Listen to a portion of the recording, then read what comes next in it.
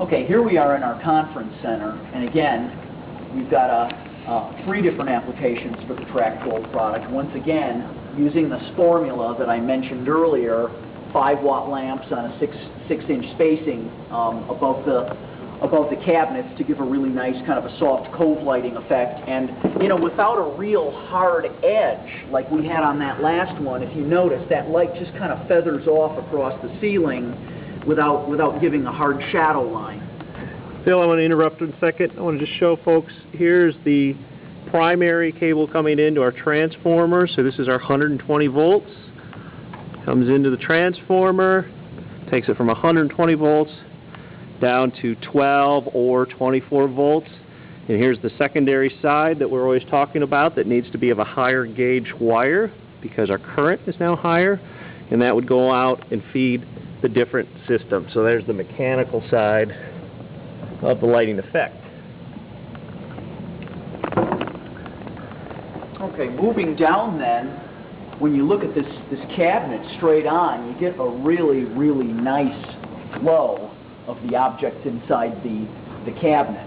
And when we open up the door, what we actually see is some more Trac12, basically one lamp here on the small shelf and then the larger shelves. Again, these are 5-watt lamps and 5-watt lamps, and we've kind of created a custom piece here because the thickness of the wood on the sides of the cabinet are not enough to actually conceal those little hot spots from the lamp. And so we had a little custom piece made out of metal, and you can see that's a reflective aluminum that's actually screwed down to the inside of that wooden door frame. And then on the part that you see from the outside, and I know it's probably hard because it's in shadow, it's actually painted kind of a beige that matches the cabinet wood. So it's a very nice glow.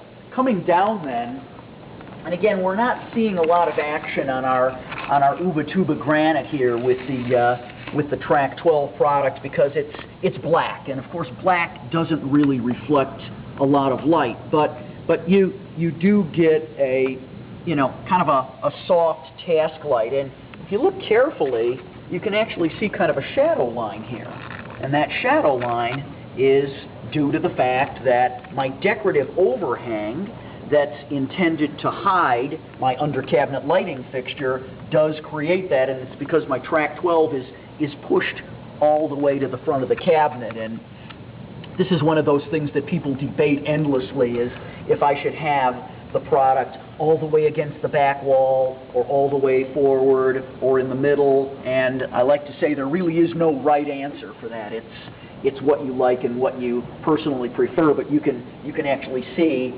that a little bit easier on the white Corian. There's that shadow line once again. Now, if I switch that over to our Pro Halogen product, you can see a lot more detail in that stone, and certainly from where I'm standing, you get a lot more sparkle on that black granite.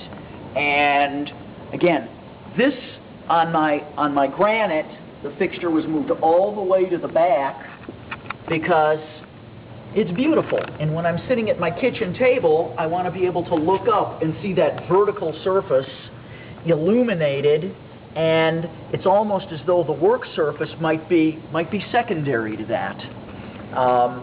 Over here on my Corian finish,